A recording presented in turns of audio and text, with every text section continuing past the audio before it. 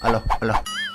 Ngày nay là crew một vừa cầm này pre làm hạt to ná cứ làm hạt tì mùi bí to pi làm hạt tì mùi é nay mê riêng ca pra crom tool quick selection tool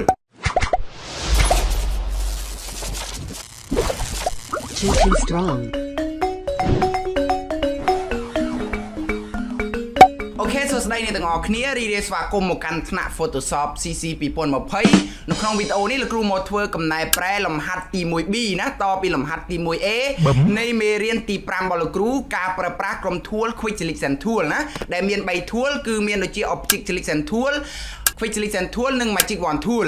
អញ្ចឹងលំហាត់ទាំងអស់នេះអ្នកទាំងអស់គ្នាអាចធ្វើការ download យកបានដែលគ្រូបានដាក់ link ឲ្យ download នៅខាងក្រោម video description របស់លោកគ្រូអញ្ចឹងកុំឲ្យខាតពេលវេលាយូរលោកគ្រូសូមចូលទៅក្នុងផ្ទាំងកម្មវិធី Adobe Photoshop CC 2020របស់លោកគ្រូដើម្បីធ្វើឧទាហរណ៍និងកំណែប្រែលំហាត់ទី 1B នេះអូខេអញ្ចឹងនៅលើផ្ទាំងកម្មវិធី Adobe Photoshop CC 2020របស់លោកគ្រូបានទាញលំហាត់ទី 1B ណាដាក់ចូលក្នុងកម្មវិធីជាការស្រេចហើយអញ្ចឹងលំហាត់នេះមានចំនួន5លំហាត់ណាដែលទាក់ទងនឹងមេរៀនការប្រើប្រាស់ក្រុម tool Quick Selection Tool បើសិនអ្នកទាំងអស់គ្នាអត់ទាន់ download លំហាត់លោកគ្រូទេអ្នកទាំងអស់គ្នាអាចចូលទៅ download បានដែលគ្រូបានដាក់ link ឲ្យ download នៅខាងក្រោម video description របស់លោកគ្រូអញ្ចឹងគោលបំណងនៃលំហាត់ទី 1B នេះលោកគ្រូចង់ឲ្យអ្នកទាំងអស់គ្នាប្រើប្រាស់ឧបករណ៍ Quick Selection Tool ណាដែលជា tool លំដាប់លេខរៀងទី2នៅក្នុងក្រុម tool Quick Selection អញ្ចឹងគោលបំណងនៃលំហាត់នេះគេចង់បានរូបបែបនេះណាគេចង់បានចេះដែលគេមានរូបភាពណាចំនួន2ដែលមាន background ខុសគ្នាណាគឺ background ពណ៌សហើយនិង background ពណ៌ខៀវនេះគេចង់ឲ្យអ្នកទាំងអស់គ្នាកាត់រូបភាពពីរនេះទៅដាក់នៅលើ background មួយដែលគេឲ្យស្រេចណាអញ្ចឹងលំហាត់នេះអ្នកទាំងអស់គ្នាមិនចាំបាច់បង្កើត background ដោយខ្លួនឯងទេណាដែលគ្រូមាន background ឲ្យស្រេចហើយគ្រាន់តែអ្នកទាំងអស់គ្នាប្រើប្រាស់ឧបករណ៍ Quick Selection Tool កាត់រូបភាពនេះមកអូខេអញ្ចឹងកុំឲ្យខាតពេលវេលាយូរលោកគ្រូសូមធ្វើកំណែប្រែលំហាត់ទី 1B នេះឲ្យអ្នកទាំងអស់គ្នាមើលណាអញ្ចឹងលោកគ្រូមាន background ណានេះ background របស់គ្រូហើយនេះគឺជារូបភាពរបស់លោកគ្រូណាមានចំនួន2សន្លឹកណាមាន background ពណ៌ខុសគ្នាអញ្ចឹងយើងបានរៀនមេរៀនរួចហើយណាមេរៀនទី5ភាគ1ភាគ2ភាគ3ដែលគ្រូបានរៀបចំណាទាក់ទងនឹងការប្រើប្រាស់ក្រុម tool Quick Selection Tool នេះ tool ខាងលើនេះលោកគ្រូបានធ្វើលំហាត់ណាទី 1A ហើយណាដែលលោកគ្រូលើកយក tool ទី1នេះមកប្រើណាអញ្ចឹងលំហាត់ទី 1B នេះលោកគ្រូលើកយក tool ទី2នេះ Quick Selection Tool នេះមកប្រើវិញណាអញ្ចឹងមុននឹងគ្រូចាប់ផ្ដើមណាប្រើប្រាស់ឧបករណ៍ Quick Selection Tool នេះលោកគ្រូសូមរំលឹកនិយមន័យឲ្យអ្នកទាំងអស់គ្នាបន្តិចណាឧបករណ៍ Quick Selection Tool នេះគឺគេប្រើវាសម្រាប់ធ្វើការ select ណាទៅតាមតំបន់ពណ៌ដែលដូចគ្នាឬក៏ស្តៀងគ្នាណាវាមិនថា background មិនថារូបភាពទេគឺយើង select ចង់បានអីគឺយើង select បានតាមតម្រូវការរបស់យើងណាអញ្ចឹងលោកគ្រូធ្វើការកាត់រូបភាពទី1នេះមុនណាដែលយើងអាចមើលនេះគំរូគេណានៅខាងនេះបានអញ្ចឹងលោកគ្រូប្រើប្រាស់ឧបករណ៍នេះ Quick Selection Tool នេះមកណាអញ្ចឹងលោកគ្រូធ្វើការ select យករូបភាពនេះអញ្ចឹងតាក់ទងនឹងការប្រើប្រាស់ tool នេះលោកគ្រូសូមយក option select ណា select single ឬក៏ new select នេះមកប្រើហើយលោកគ្រូ select យករូបភាពប៉ាគីស្ថាននេះកន្លះការនេះមកណា select home វាមកអូសចុចមកឆ្វេងឲ្យជាប់មកអូសណាគ្រូបានបរៀនមេរៀនរួចហើយបើសិនអ្នកទាំងអស់គ្នាចង់បានប្រាស់របស់អ្នកទាំងអស់គ្នាឲ្យតូចអ្នកទាំងអស់គ្នាគ្រាន់តែចុចនេះត្រង់កន្លែងនេះណានេះត្រង់កន្លែង option bar ខាងលើនេះមកហើយព្រមសាយនេះតូចមកណាព្រមសាយតូចមកនេះគឺយកបានប៉ុណ្ណេះឬក៏អ្នកទាំងអស់គ្នាអាចចុច alt ឲ្យជាប់ហើយចុចមកខាងនេះខាងស្ដាំណាចុចមកខាងស្ដាំណាអត់មែនចុចមកខាងឆ្វេងលោកគ្រូអូមកខាងនេះតូចអូខាងនេះធំណាអូឆ្វេងស្ដាំណាគឺយកបានប៉ុណ្ណេះចុះហើយគូ select តទៀតណាយកប៉ុណ្ណេះយើង zoom មើលចុច alt ហើយ zoom មើលមានកន្លែងណាខ្វះខាតអត់មានកន្លែងណាខ្វះខាតទេនេះលក្ខជីហើយលក្ខជីដាច់ទេអញ្ចឹងលោកគ្រូប្រើ select box នេះ option select box នេះមកហើយគ្រូព្រមប្រាស់គ្រូឲ្យតូចណាលោកគ្រូចុច alt ឲ្យជាប់ហើយចុចមកខាងស្ដាំណាហើយអូសទៅខាងឆ្វេងណែអូខេហើយលោកគ្រូធ្វើការបូកយកកន្លែងនេះបូកវាតិចទៅណាបូកវាតិចទៅមើលកន្លែងណាខ្វះខាតទៀតដូចស្អាតហើយនេះបន្ទាប់មកលោកគ្រូយក move tool ណារបស់លោកគ្រូមកដើម្បីធ្វើការទាញរូបភាពនេះទៅលាក់ចូលក្នុង background របស់គ្រូនេះ background គ្រូណាចឹងគ្រូចាប់ទាញរូបភាពនេះចូលក្នុង background ណា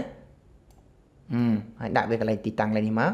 ហើយ control T ដើម្បីធ្វើការបរិប្រួលរូបភាពនេះឲ្យធំហើយគឺដាក់ខាត់នេះមកធីកមួយណារូបមួយទៀតណារូបស្ដេចខ្មោច under thicker លោកគ្រូប្រើ tool ដដែលគឺ Quick Selection Tool យើងនេះឯងណាលោកគ្រូ select យករូបក៏បានលោកគ្រូ select យក background ក៏បានមិញលោកគ្រូ select យករូបឥឡូវនេះលោកគ្រូ select យក background ម្ដងណាលោកគ្រូសូមដោះសនេះសិនបើលោកគ្រូ select យក background លោកគ្រូសូមដោះសសិនណាដោះសសិនមកហើយគ្រូ select យក background គ្រូណាហើយគ្រូលុបមួយដោយចុច backspace ណាចុចអាកន្លែង key លុបអក្សរគ្រូ select កន្លែងមួយទៀតហើយលុបមួយទៀតណាគ្រូ select កន្លែងមួយទៀតលុបមួយទៀតណាគ្រូ select កន្លែងមួយទៀតលុបមួយទៀតណា select មួយទៀតលុបមួយទៀតណាបើសិនលោកគ្រូចង់លុបទាំងអស់ណាក្នុងពេលតែមួយអញ្ចឹងលោកគ្រូអត់ចាំបាច់ select មួយទេណាលោកគ្រូសូមថយក្រោយវិញ control set ណា លោកគ្រូចង់ select ណាម្ដងឲ្យបានទាំងអស់នេះតែម្ដងឲ្យចាំលុបណាដល់លោកគ្រូយក select option បូកនេះណាហើយគ្រូ select កន្លែងនេះមួយណា select O មួយទៀតមក select មួយទៀតមក select មួយទៀតមកណា select មួយទៀតមកគ្រូ select O ហើយគ្រូលុបតែម្ដងណាចុច backspace មកគ្រូបានទាំងអស់ហើយគ្រូសូមដោះ select វិញ control D យក move tool យើងមកហើយចាប់ទីរូបភាពនេះយកទៅលាក់លើ background របស់គ្រូbackground របស់គ្រូ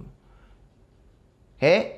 យើងមើលលំហាត់គេណាស្ដាច់ខ្មោចនៅខាងនេះវិញណាប៉ាគីស្ថាននៅខាងនោះចឹងលោកគ្រូទាញស្ដាច់ខ្មោចមកខាងនេះទាញប៉ាគីស្ថានខាងនោះណាទាញមកហេនេះទាញប៉ុណ្ណេះមកហើយគ្រូទាញមកនេះទៀតណាប៉ាគីស្ថាននេះគេបែរមកទិសខាងឆ្វេងណាចឹងលោកគ្រូដើម្បីកាឡាប់រូបភាពឲ្យវាបែរមកខាងឆ្វេងលោកគ្រូចុច Control Alt T ណាទៅមកចុចមកស្ដាំណាយកពាក្យថា flip horizontal អូខេហើយគ្រូចុច tick មួយបានហើយអ្វីឲ្យគ្រូតធ្វើតទៀតហ្នឹងគឺទៅសេអក្សរណាដាក់ឈ្មោះអយរូបកីឡាកាសនេះចឹងដើម្បីឲ្យសេអក្សរលោកគ្រូធ្លាប់បង្ហាញហើយណាគឺយើងប្រើ text tool ណានេះ tool អក្សរ T នេះលោកគ្រូចុចលើវាមួយមកណាចុចយក tool ខាងលើគេណា horizontal type tool ចឹងតាកតូននឹងអក្សរណាដូចគេអយ font ហើយនៅក្នុងលំហាត់នេះចូលមើល font គេមកគេប្រើ font អីនេះខ្មែរដងរែកណាអញ្ចឹងបើសិនតែអ្នកទាំងអស់គ្នាអត់មាន font នោះទេសូមអ្នកទាំងអស់គ្នាតម្លើង font នឹងសិនណាចុចមកស្ដាំលើវាមកលើ font ដែលគ្រូចង់តម្លើងនេះហើយចុចយកពាក្យថា install ណាហើយ tick មកដោយសារគ្រូធ្វើតម្លើងមកហើយវាអត់ឲ្យតម្លើងអញ្ចឹងគ្រូចុចតម្លើងម្ដងទៀតបានណាចំណាំ font នេះណាខ្មែរដងរែកគ្រូសុំ copy font នេះដោយគ្រូក៏ចុចមកស្ដាំហើយយកពាក្យ rename ហើយគ្រូ copy ឈ្មោះណា copy ឈ្មោះនេះមកទៅសើចមួយនៅក្នុងកម្មវិធីយើងតើវាមាន font នឹងអត់ណាแล้วគ្រូដាក់ចុចលើនេះមួយប៉ចាំតិចលោកគ្រូបរិ font ធំណានេះត្រង់អក្សរ T តូចធំនេះលោកគ្រូដាក់មកឲ្យចំកន្លែងនេះហើយចុចមួយអូសទៅខាងនេះធំណាហើយគ្រូទៅរក font ខ្មែរដងរែកហ្នឹងគ្រូផាសអាមាញ់ចូលមក Ctrl V នេះខ្មែរដងរែកណាមានច្រើននេះគ្រូយកមួយណាចេះខ្មែរដងរែកនេះយកមួយចាស់ណាហើយគ្រូទៅសេស្ដាច់ខ្មោចណាដូរ font សក់ខ្មែរស្ដាច់ដោយសារតែគ្រូ layer គ្រូនៅខាងក្រោមហ្នឹងអញ្ចឹងគ្រូសុំទាញ layer ទៅលើសិនគ្រូចុច2ដងលើអក្សរ T នេះត្រង់ layer នេះដើម្បីកែហើយគ្រូសេម្ដងទៀតសើចចង្ដោដាច់ខ្មោចខោចង្មោ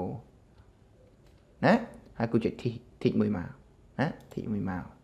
ហើយចុច move tool យើងមកទាញវាដាក់ទីតាំងនេះ